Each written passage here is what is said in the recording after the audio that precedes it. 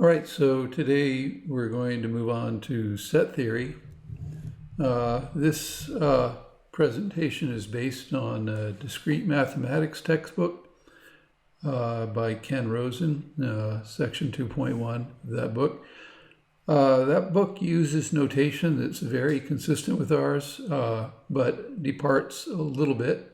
I'll be pointing that out sometimes, but generally speaking, trying as hard as possible to stay with the notation that we've developed. Most of this just concerns conventions for using parentheses and sometimes when we use capital or lowercase letters to identify specific kinds of entities. And so hopefully we're all advanced enough at this point to be flexible about this without becoming confused. All right, so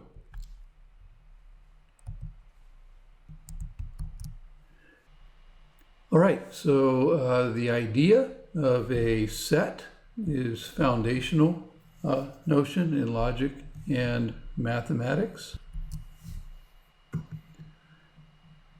Although the theory of sets is often taught, in fact, it's usually taught without presupposing any understanding of formal logic, having such an understanding puts you in a much better position to understand what set theory is really all about. So what you should understand at this point in the class is that formal logic, formal symbolic logic, begins with propositional logic. And then predicate logic is an extension of propositional logic, which is just to say that predicate logic is propositional logic extended to include predicates, quantifiers, and variables. And we went on to extend predicate logic by adding the identity relation, which included special inference rules, as well as functions. So modal logic, as you know, is another extension of classical logic, which involves the addition of operators for possibility and necessity.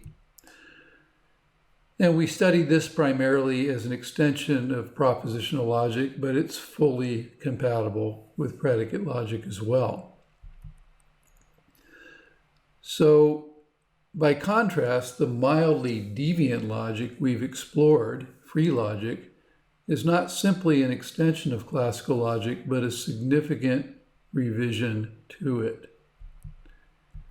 Set theory is an extension of classical predicate logic. It can certainly be combined with free logic, but we're not going to be doing free logic as we develop set theory. So, as with identity, it involves adding a new relation, the relation of membership or being an element of, which is signified by the Greek letter epsilon. This relation applies only to entities with a certain property, and that is the property of being a set. In other words, we could write in predicate logic that for all x, if there exists some y that's a member of x, then x is a set. So as you know, we've already helped ourselves to this term set as well as membership because we needed to speak of and develop the rules of our semantics when we were doing predicate logic semantics, as well as modal logic semantics. So sets are defined as unordered collections of objects. We call the objects members or elements of the set. I'll go back and forth between these two terms. Elements is the more common term in mathematics today. There are no a priori constraints on what sorts of things can be members of a set. In other words, anything can be a member of a set, including other sets. That's very important. So we may speak meaningfully of the set of raccoons living on Mars, or the set of possible worlds in which there is no such thing as logic. In addition to membership, we use membership epsilon. I should say, in addition to epsilon, we use epsilon with a slash through it as a way of writing not a member of. You'll remember that we didn't adopt the symmetrical use of identity with a slash through it for negated identity. But this symbol is also very common, and we're going to start helping ourselves to it when it's convenient. So there are different ways of explicitly defining a set. One way is the roster method, which involves the introduction of brackets. So for example, we may define the set S of letters in the word set and identify it as follows. S, capital S, is identical to bracket S, comma, E, comma, T. Those are the three objects which are letters in the word set. So the ability to give the set itself a name is very important, and equally important is our previous stipulation that the sets are inherently unordered, because that implies that all of these, the set that contains S, E, T, the set that contains T, E, S, etc., are identical. The order just doesn't matter. It's very common to group objects into sets according to some common property, but this is not necessary. We can make a set that contains a turtle, a vowel, and a piano. One thing that is often glossed in set theory is the distinction between names and the objects that are being named. This is worth getting clear on for philosophical reasons. Sets are really just one more way of naming things in the world. From predicate logic, you already know that we use lowercase name letters to refer to individual objects in the world. You'll also remember that functions are naming devices as well. If F means father of and A names Ariel, and Ariel's father is Nasir, then F of A is just another way of naming Nasir. Although in predicate logic we distinguish between names and predicates, predicates may also be thought of as a way of naming things. Philosophers argue about what sort of thing that is. Platonists, followers of the philosopher Plato, argue that predicates name properties. So properties are things in the world named by predicates.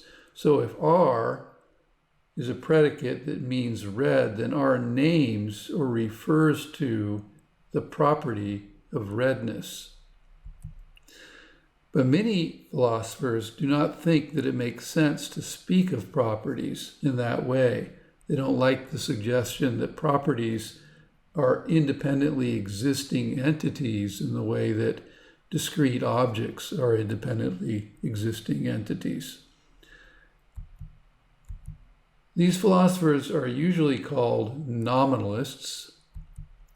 The term nominalism derives from the Latin word for name, but it implies more than that in this context.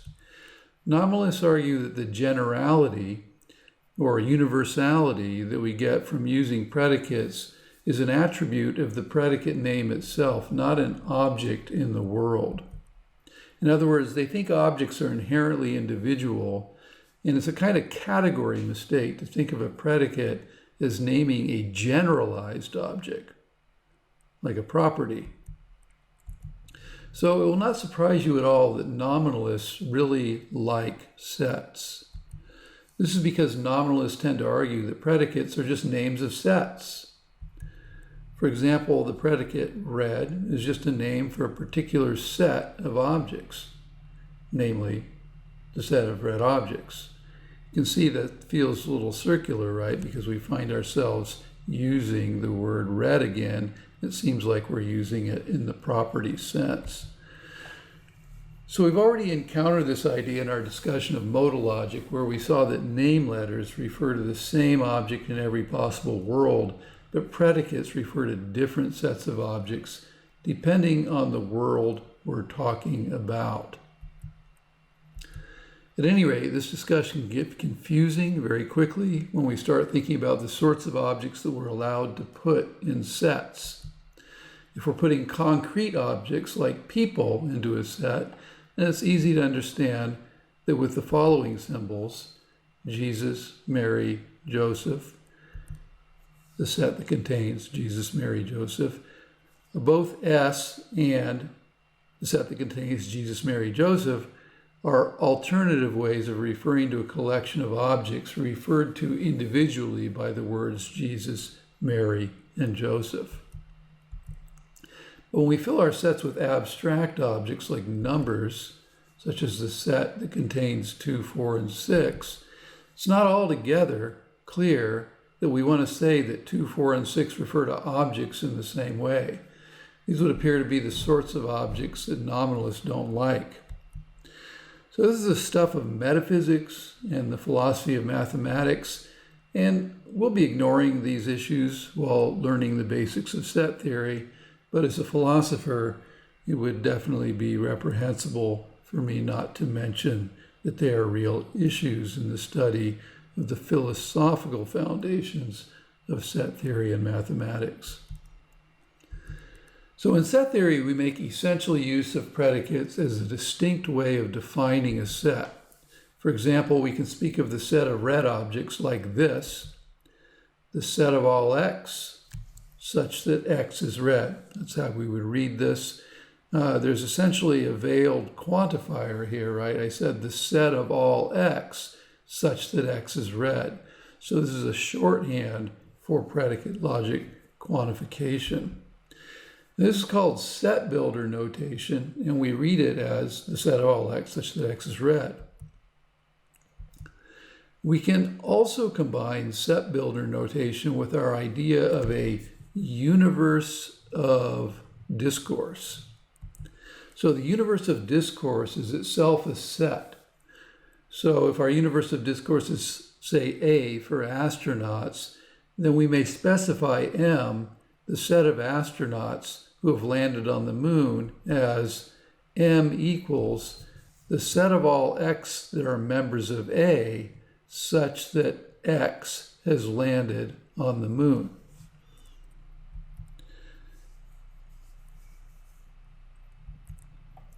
So we may now use predicate logic to characterize the idea of set membership as follows. And we're doing this using predicate logic. So if S is a set containing elements A, B, ... to N, in other words, an unspecified number of elements, then for all x, x is an element of S if and only if x is identical to one of those elements. So x is identical to A, or x is identical to B, or etc. Now, strictly speaking, this is not a definition, etc.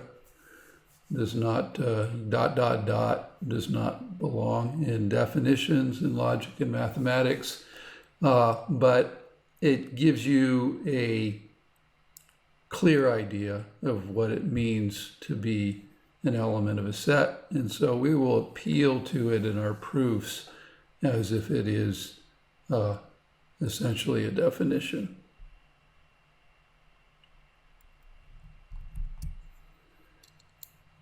We've already talked a bit about, informally, about set identity, and we can use predicate logic to actually state a clear definition of what it is for two sets to be identical.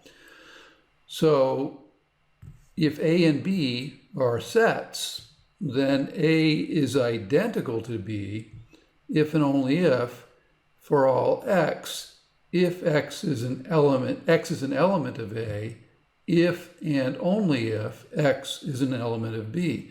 So the concept of identity here gets explicated, interestingly, in terms of the biconditional.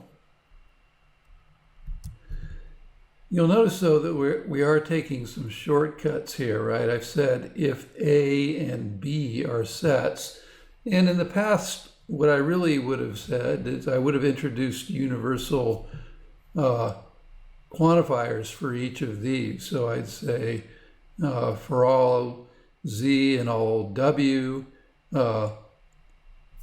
if Z is a set and W is a set, then etc. And so we're not doing that because it just gets tedious, but it's important to know that it can be done without any problem if you need to be super precise.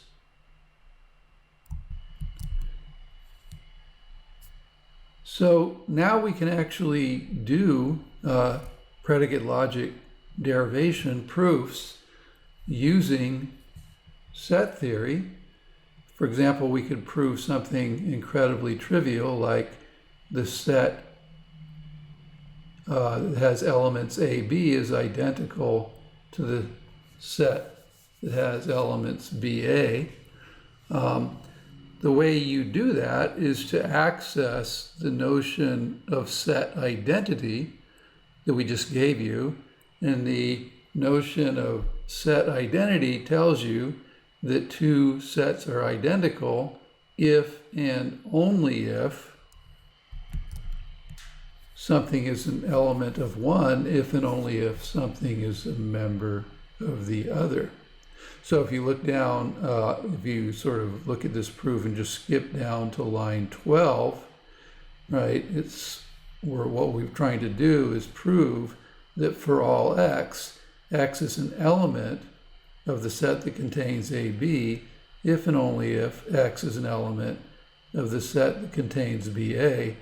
And so what we do is just proceed simply by our familiar method of conditional introduction, and we prove the biconditional, so we prove two conditionals. So step in line 1, we just assume that C is an element of the set that contains AB, right? C is just picked as an arbitrary name, just the way we're familiar with.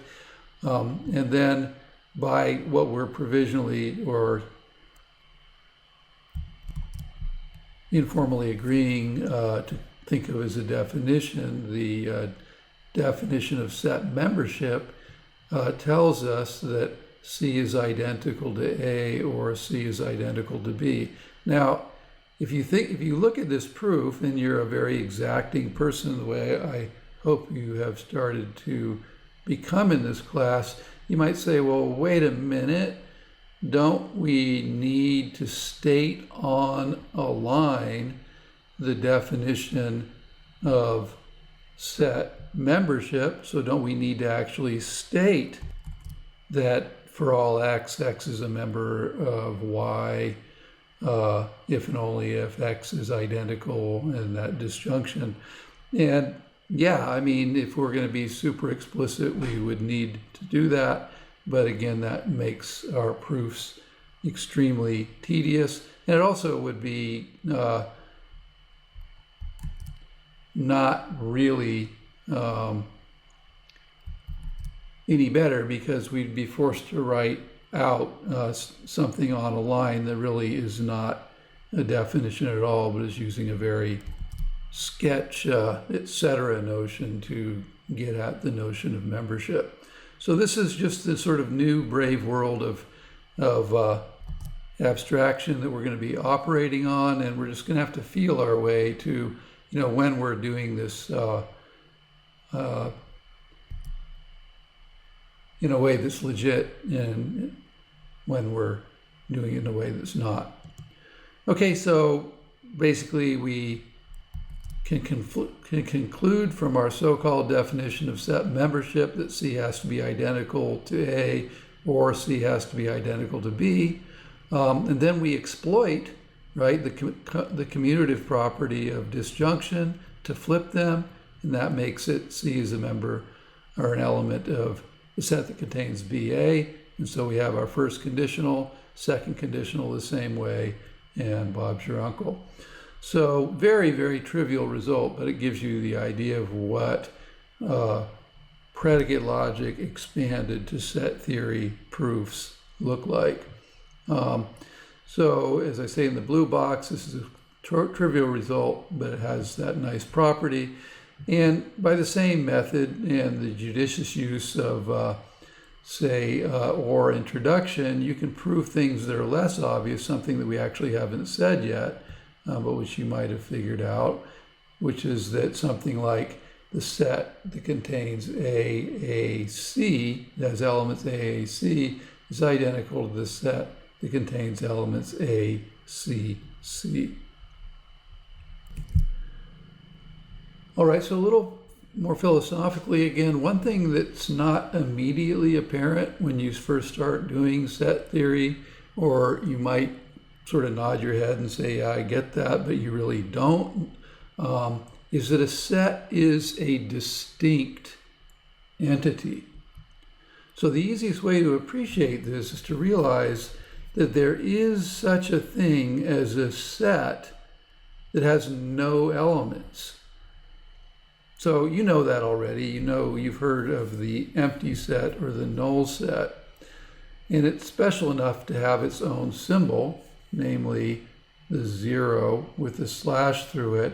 But you can also just represent it as the set containing no members. We've actually done that already when we've been developing semantics of free logic, actually.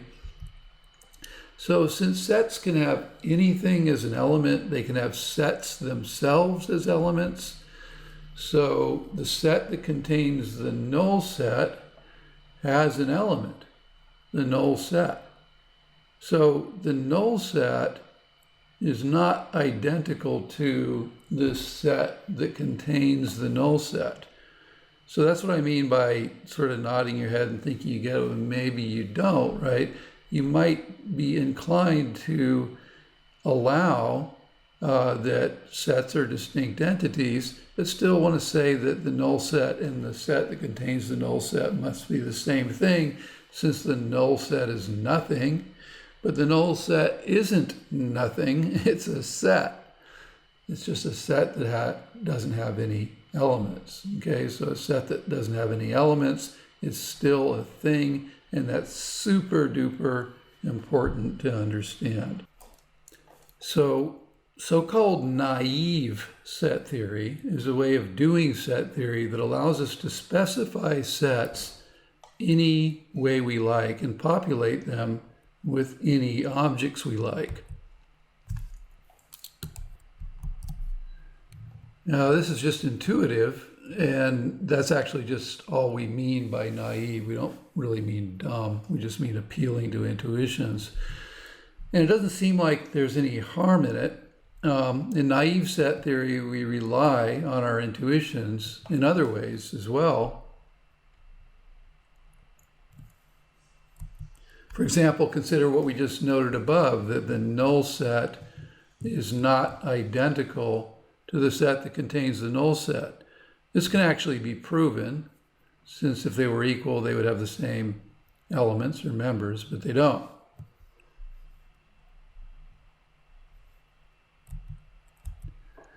This suggests the general principle that no set is a member of itself.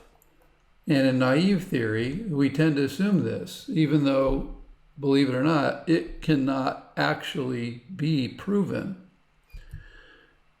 Axiomatic set theory, as opposed to naive set theory, is a formal approach to set theory in which all results are derived from a set of fundamental assumptions or axioms. Now, I'm not actually using the term set here technically when I say that.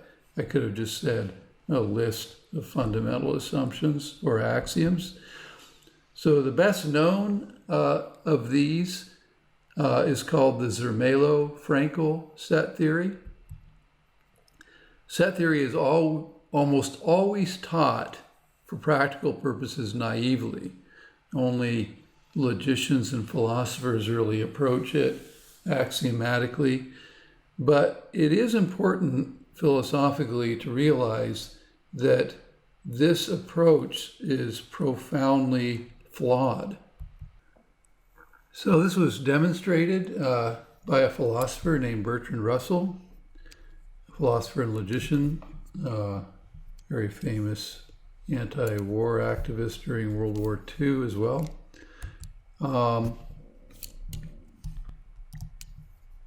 So Russell was thinking about questions like whether a set can be a member of itself, the sort of self-referential question that tends to come up a lot in philosophy and metaphysics.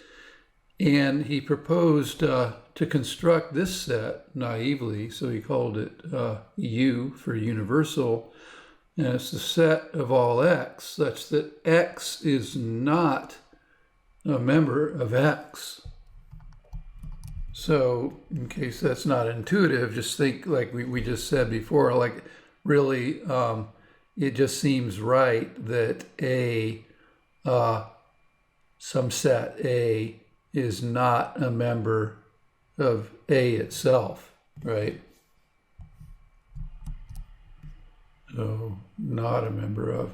And just to return to that idea, right? I mean, like, you know, in the simplest possible case, what if you had defined a set A and you said it was identical to the set that contained A? That's just one possibility, right? So here, A, this set, is actually a member of itself.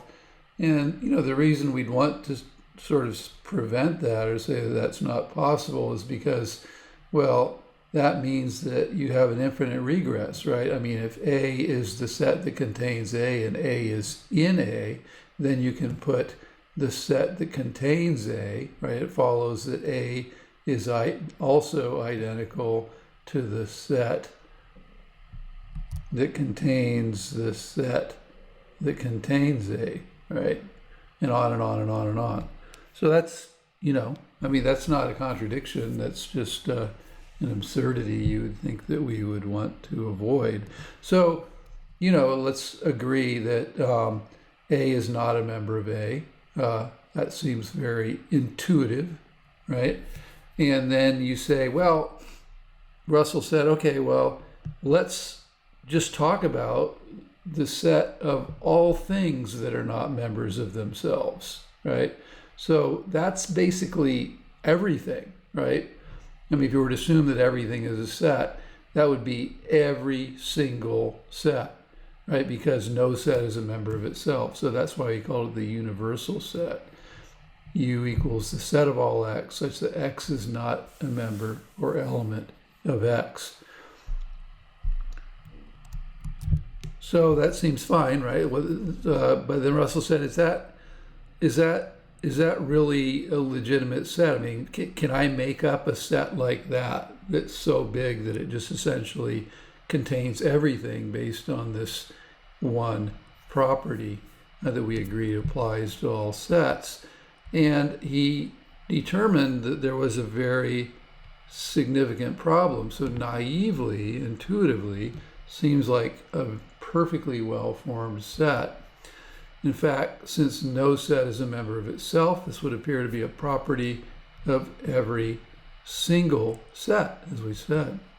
So hence U would appear to be a set containing all sets, what we usually call the universal set.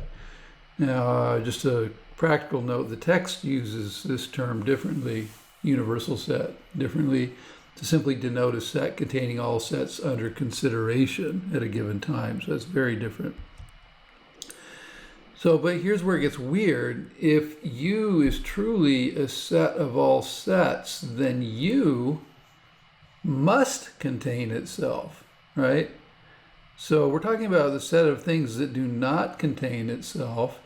And if U is identical to that, right, then U, by virtue of being a set that, as by assumption, does not contain itself, would actually have to be a member of that set, because it's a set of sets that do not contain themselves.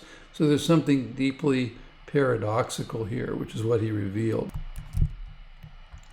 So this places naive set theory into a serious bind. The naive view that you can make a set any way you like conflicts with the naive idea that no set is a member of itself. So which one do we get rid of? Well, it's hard to say, but the foundational notion of naive set theory is that you can make a set any way you like. So perhaps we're just wrong in thinking that no set has itself as a member. Maybe there's some very weird ones, like you, that do.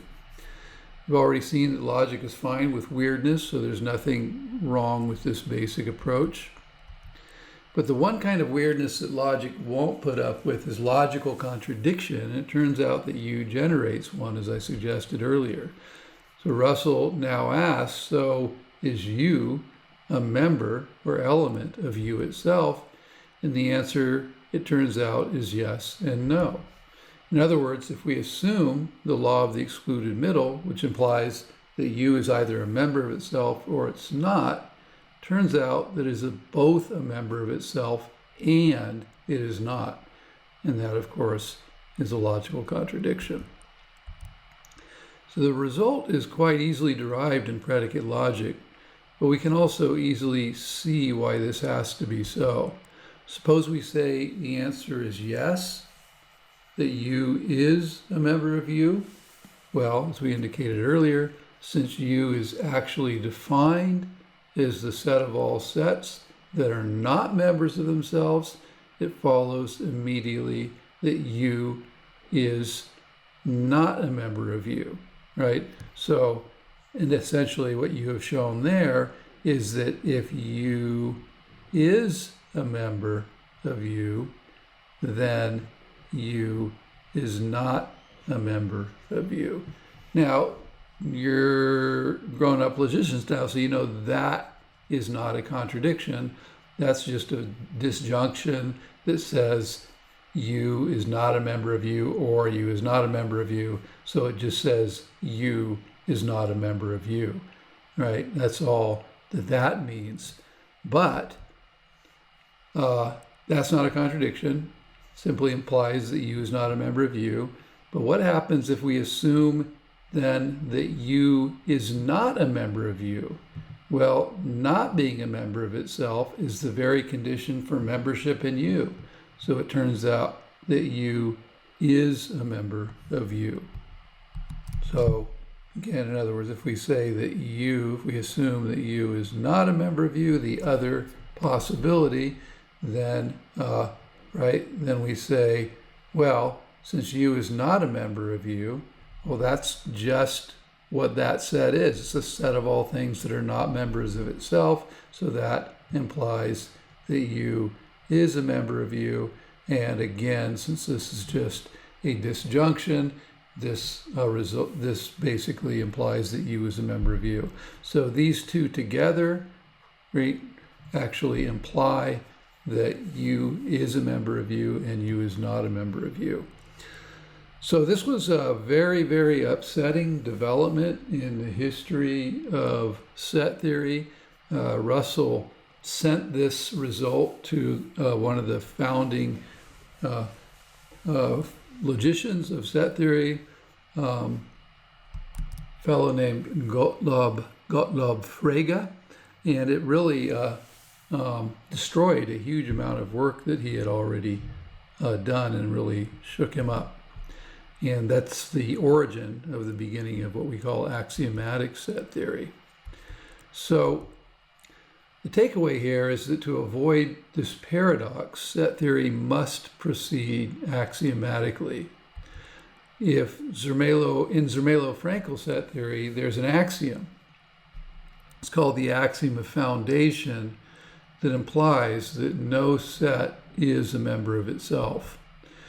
And there's another axiom called the axiom of restricted comprehension that places restrictions on how sets can be created.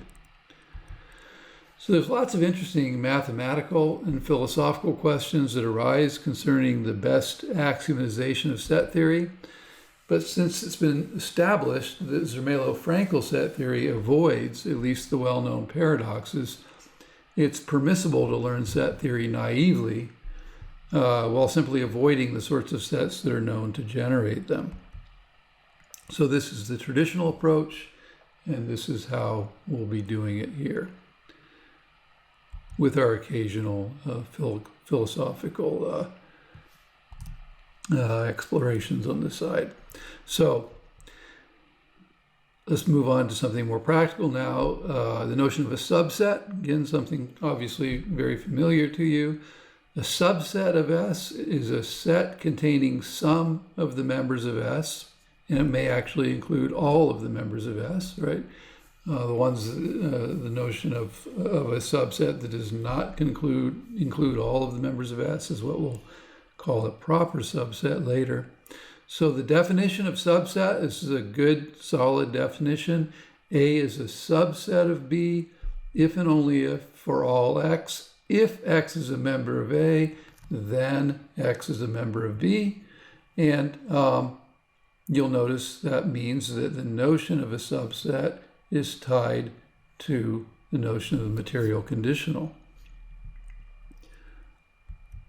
So this definition has some very interesting implications. So we can now prove, for example, that the null set is a subset of every set. In other words, we can show that for all X, if X is a set, then the null set is a subset of X. Now, that's not a trivial result. You might know it, you might have memorized it, but if you were just thinking about it naively, you might not have come to that conclusion without engaging in some proof. And the proof is kind of interesting, right? So again, we just do it with a conditional introduction. We assume that A is a set, right?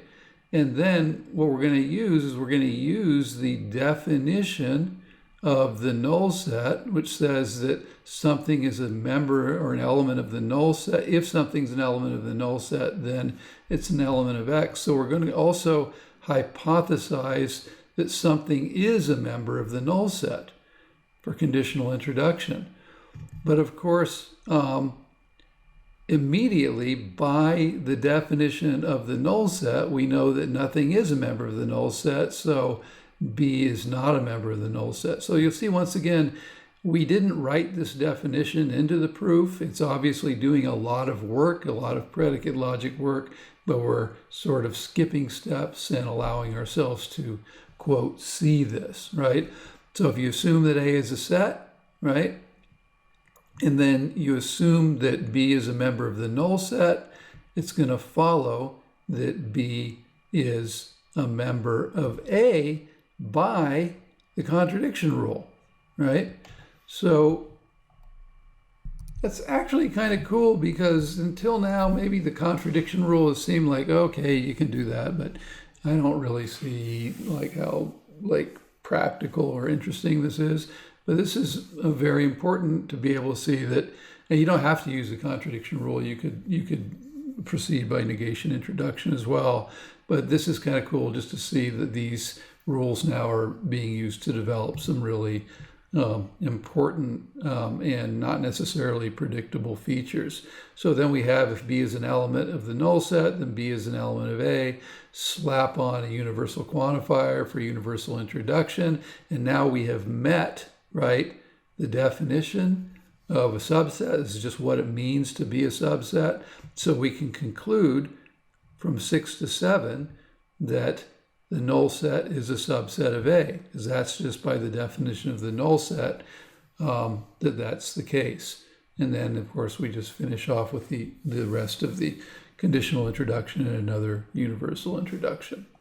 Okay, so the null set is a subset of every single set, including the null set, right? So very important stuff to get clear, right? Nothing is a member of the null set, right? And the null set certainly is not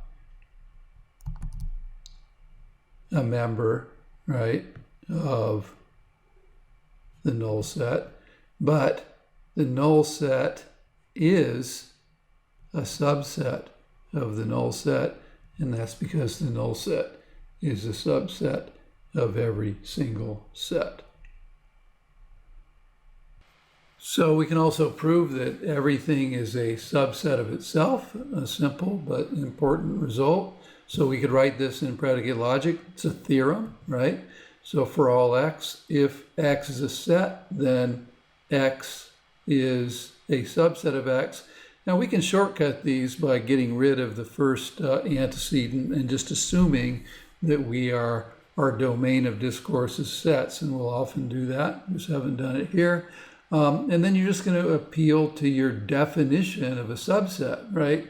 So your definition of a subset tells you that A is a subset of B, if and only if for all x, if x is a member of A, then x is a member of B. So you've got a conditional there, right? So what you're going to do is do a hypothesis here, assuming right, that say A is a member, that A is a set, and then you're going to do another hypothesis corresponding to this sort of veiled conditional, which is subset, and you'll assume, for example, that, so here you would say that SA, right, and then here you would assume that, say, B is a member of X, and of course, then you're trying to show the conditional that if B is a member of X, then B is a member of X, which of course is just a one-step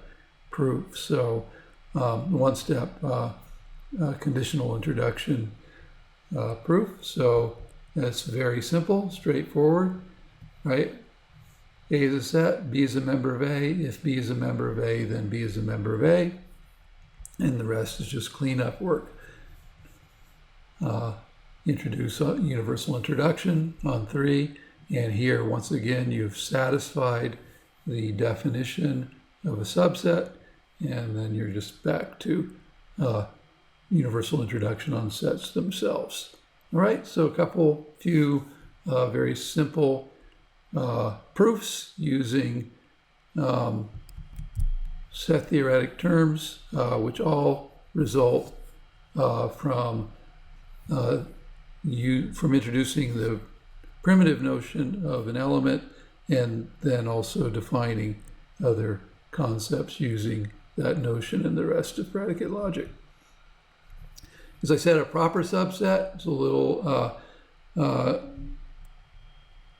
more restrictive. Here we just remove the line from underneath the sideways right-facing U. So A is a proper subset of B if and only if A is a subset of B, but A is not identical to B. And that actually could be expanded to say A is a proper subset of B if and only if for all x, if x is a member of A, then x is a member of B. That's just the notion of subset. And there exists some y such that y is a member of B and y is not a member of A, right? So that's just saying it's not the whole thing. There's some element that is not in A. Excuse me, that is in B but not in A. So if you recall the definition of identity for sets, right? If A and B are sets, then A is identical to B if and only if for all x, x is a member of A, if and only if x is a member of B. It's also easy to prove that A and B are identical if and only if A is a subset of B and B is a subset of A. And that's something that you could do on your own, I think, pretty easily. So to represent the size of a set, we refer to its cardinality. So numbers have two basic functions, which we'll be talking about a fair amount as this course winds up. One is to represent size, and the other is to represent order. This actually is a discovery of sorts. I mean, it took a while for humans to develop the concept of number, right? And then it took them even longer to realize that sort of implied or hidden within the concept of number are two really very different concepts. One is the notion of how big something is, the quantity, and the other is what place it occupies in a particular order. And both of these are super important in set theory. So cardinals refer to size, ordinals refer to order. We talk actually now about cardinal numbers and ordinal numbers. They're different things. So the cardinality of a finite set is always a non-negative integer that represents the number of distinct elements in the set. So the distinction between finite and infinite sets ends up being extremely important, but we'll be getting into that later. For now, we can identify the cardinality of a finite set as follows. Suppose S is a set, then the cardinality of S, which looks a lot like, exactly like absolute value of S, but this is, in here it represents the cardinality of S. So vertical slash S, vertical slash represents the cardinality of S. If S has exactly n elements, S is finite. If S is finite, the cardinality of S is identical to n. So again, it's very important to understand the nature of membership when determining the cardinality of a set. The sets we will talk about very often contain themselves. For example,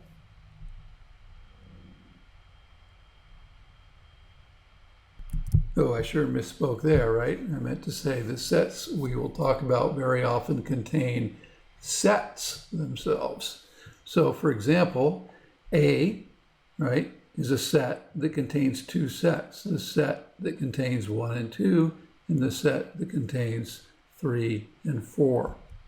So in this case, the cardinality of A is 2. This is because the set contains only two members, right? Namely, the set that contains 1 and 2 and the set contains 3 and 4, right? So the numbers 1, 2, 3, and 4 are not members of A. They're members of A. Now that's just the way we defined A, right? If we wanted to, we could also stick 1, 2, 3, and 4 as members of A as well. We just didn't. So sometimes we wish to speak of the set of all the subsets of a particular set. This is what is known as the power set. And we denote the power set of a set like this, italic capital P of S, a power set with parentheses. So for example, let S equal the set that contains A and B, then the power set is the set of all possible subsets of S. So if we use roster notation to list it, it's going to look like this. S, the power set of S, right? The power set of S is the set of all subsets. Well, you know the null set, right, is a subset of every set, so you list that first. And then, right, the set that contains A is a subset, right? The set that contains B is a subset. And then, as we also proved, right, S itself is a subset, right? So the set that contains A, the set that contains B, the null set, and S itself. So that's all of the ways of making a subset of S, and it's collected into a set itself, which we call the power set. So note that the power set itself is a distinct set. It's not just a list of all the subsets. So the power set is defined like this. For all x, x is an element of the power set of A, if and only if x is a subset of A. So when thinking about power sets, it's very important to remember what we proved above, that every set is a subset of itself. Somewhat surprisingly, this entails that the power set has a member, power set of the null set has a member, namely subset, which is something we already explored without using the concept of the power set. So the power set of the null set is the set that contains the null set. Moreover, recalling that we also proved that the null set is a subset of every set, it follows that the power set of the null set, of the set that contains the null set, right? The power set of the set that contains the null set is identical to the set that contains every subset of the set that contains the null set. So the null set is a subset of every set, not member. And then, of course, the set that contains the null set is a subset of itself. So that gets us to, from the power set of the null set, which has cardinality 1, right, to this power set of the set that contains the null set, which has cardinality 2. So the power set is a straightforward example of a function. By applying it over and over to the null set, we can create as many sets as we like. Actually, we're not really applying it over and over to the null set. We begin with the null set, and then we keep applying the power set notion to the value of that function. So in other words, if we simply allow ourselves to accept the existence of the null set that has no members, as well as the naive assumption that we can make sets out of anything we like, it appears that we can generate an infinite number of sets. This is very similar to the following idea. Suppose the number 0 exists and that every number has an immediate successor. So this allows us to generate an infinite number of numbers. So this similarity gives us hope that set theory might serve as the logical foundation of mathematics. So ordered n-tuples. You know that a set is an unordered collection of objects. Order, though, is very important in math, and we need to be able to create it and understand it. And if we're going to use set theory to do so, we're going to have to be able to create it and understand it in set theory. So that would seem like a challenge, right? Because sets are inherently unordered. So how are we going to capture the notion of order that mathematics is really partly about? So we already made use of the idea of an ordered n-tuple when we introduced the concept of a function into predicate logic. So now we're going to try to do it a little more legitimately. The simplest ordered n-tuple is an ordered pair, which we write parentheses A, comma B. So now in this particular symbolism, it's important that B is after A. This is an ordered pair, okay?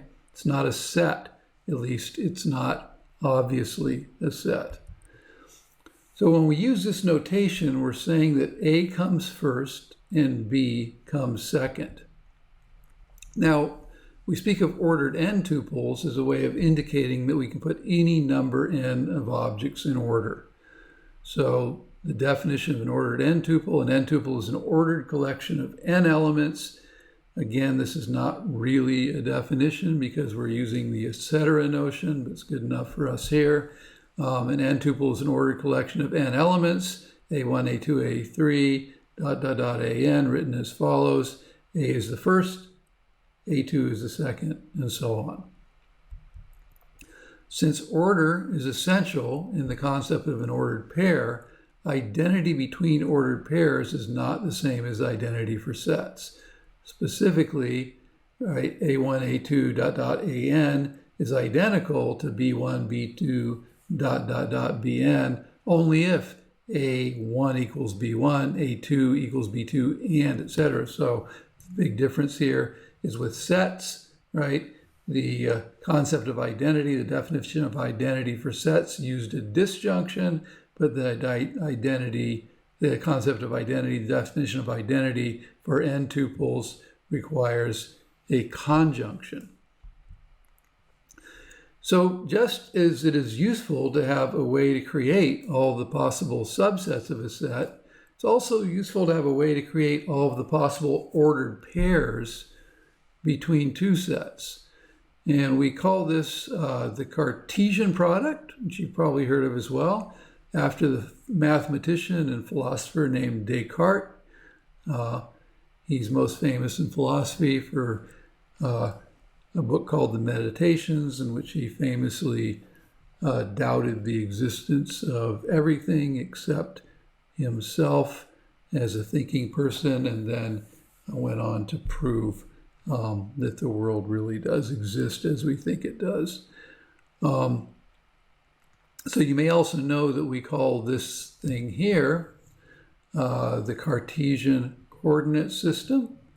Descartes invented it, and it's a perfect spatial representation of all possible ordered pairs of numbers.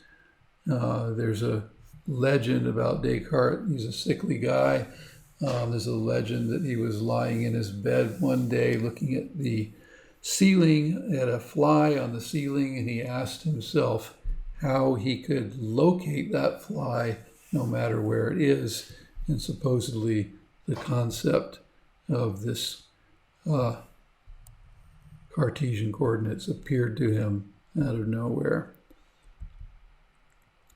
So we talk about the Cartesian product of any two sets like this. The definition of the Cartesian product for two sets: if A and B are sets, then their Cartesian product, written A capital X B, is the set of all ordered pairs AB, where A is an element of A and B is an element of B. So the Cartesian product of A and B equals, right? So here we have set builder notation, right? It is the set of all ordered pairs AB such that A is a member of A, the first one, and B is a member of the second one, right? So the Cartesian product is a set, but it's a set of ordered pairs. So we can also create sets of n tuples by taking the Cartesian product of multiple sets, such as A Cartesian A X B X C. This should be a capital X here too as well. Make it bigger. That's pretty ugly. For example, if we defined A, B, and C as follows: A equals the set A, B equals the set containing A, B, and C equals the set containing A, B, and C, then the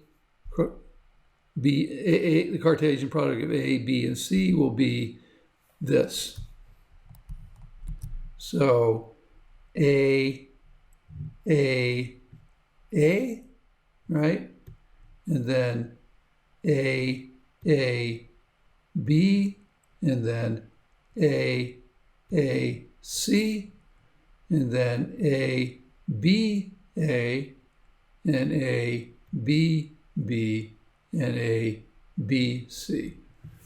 And that is all of the ordered triplets that result from the Cartesian product of A cross B cross C.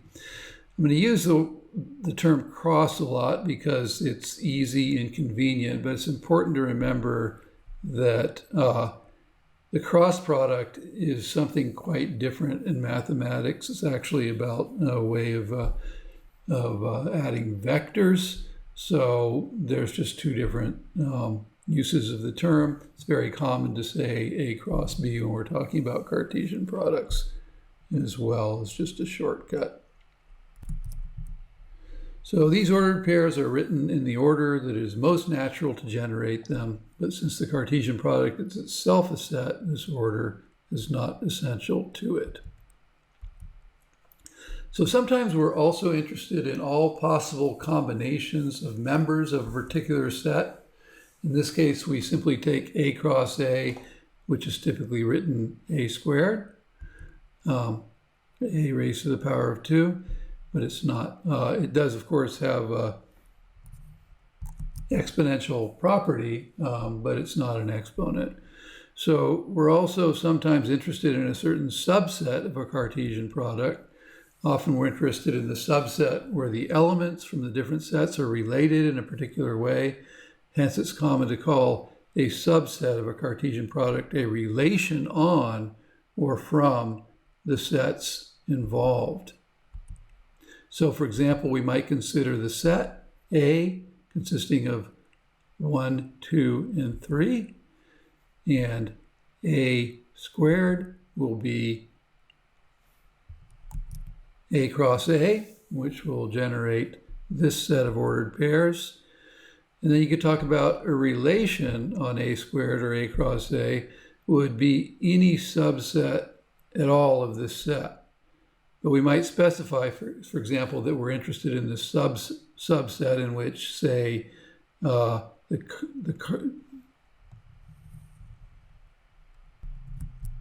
actually this wouldn't be cardinality, this would be, in this case, absolute value. So in which the absolute value of A2 minus A1 is 2. And so that would, that relation would specify only this subset, the set containing the ordered pair 1, 3 and 3, 1.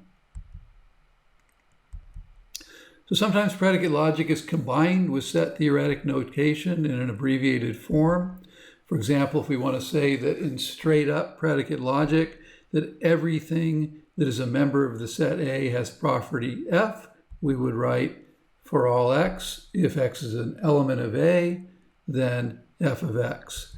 But we also often just abbreviate this to for all x is a member of A, f of x. So this is very much beyond the pale of anything that we would call a woof in those halcyon days of predicate logic. But like I said, we're going to have to start following a little bit more the mathematicians' lead for this, and there's a very strong penchant for abbreviations in this context.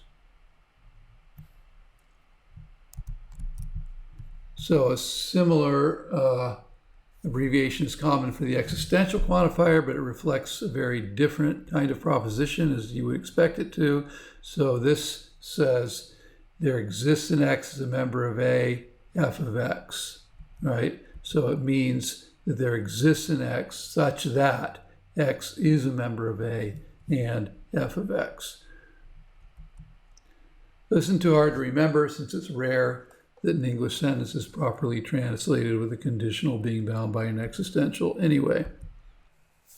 All right, so let's finish up. I'm probably dying to hear those words at this point with one last philosophical question, which I'll treat more in the slides than I will here in the lecture, or at least more deeply. So look, we know that in this section we've introduced two kinds of collections, sets and ordered n tuples. And sets are essentially unordered, we've learned that, and ordered n tuples are, well, obviously ordered.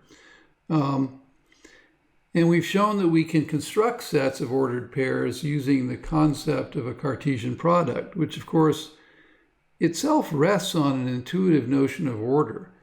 I mean, if that weren't the case, then we would not recognize any difference between A cross B and B cross A. So, since math is all about order, this would appear to throw cold water on the suggestion that set theory alone could be the foundation of mathematics. Apparently, what we need at least is sets of ordered pairs, where ordered pairs are an entirely different animal than sets. I mean, we can use sets to construct ordered pairs, but we have to put those sets in a certain order in order to distinguish those sets of ordered pairs. So interestingly, this turns out not to be true. Turns out that it's possible to define a set that preserves the defining characteristic of an ordered pair. This means that anything we can establish using the idea of an ordered pair, we could, in principle, establish using this set. Though it would get very, very messy. So one of the best known approaches to this is called the Kuratowski definition of an ordered pair, according to which the work done by the idea of the ordered pair AB can be done equally well by this set. The set that contains the set that contains A and the set that contains AB. Now, obviously, this is a set, and so there is nothing about the members of the set that contains A and the set that contains AB, that are ordered. So it's surprising to make a claim like this. How could it be? Well, the answer is that this set preserves the defining characteristic of an ordered pair, namely its identity conditions.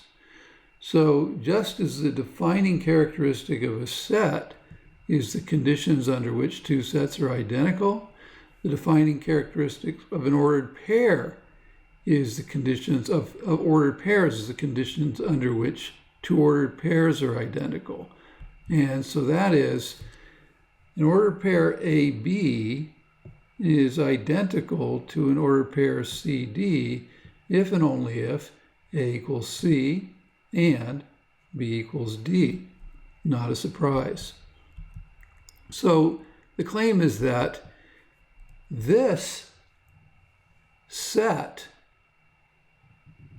this identity condition on sets, preserves these identity conditions on ordered pairs. In other words, if you set this set, the set that contains A, the set that contains the set that contains A and the set that contains the set that contains AB, and make it identical to a symmetrical set, the set that contains C and the set that contains C and D, this identity holds if and only if this identity holds. In other words, this set identity holds if and only if A is identical to C and B is identical to D. So in a very unintuitive and surprising way, a certain identity between sets can hold only if the identity conditions between ordered pairs holds. So the right to left direction is actually, of the biconditional, is really easy to demonstrate using the rule of identity elimination and the definitions of set membership and set identity. Or if we just do it with pictures, right? If we, I'm saying, like, how do we prove the biconditional in this direction? Well, look, if A equals C, then you can put C in there, right? And there. And if B equals D, then you can put D in there, and boom, right? You've got the identity. So that direction is not surprising. The other direction, the left to right direction, is a little surprising. What it requires you to do is explore two different possibilities. One would be a situation where A and B are identical, and that actually is a very simple proof. But then the other possibility would be where A and B are not identical, and that one takes a little bit longer to develop. So I've got this on the slides. You can work through it if you like, or if you want, you can just take my word for it that this particular kind of set actually captures the identity conditions of ordered pairs. So in a theoretical sense, surprisingly, in set theory, which does not presume any notion of order, can still be used to preserve order. And that's actually important, though not something we're going to be using practically speaking. All right, so that is the end of our rather lengthy explanation of how set theory is an extension of predicate logic.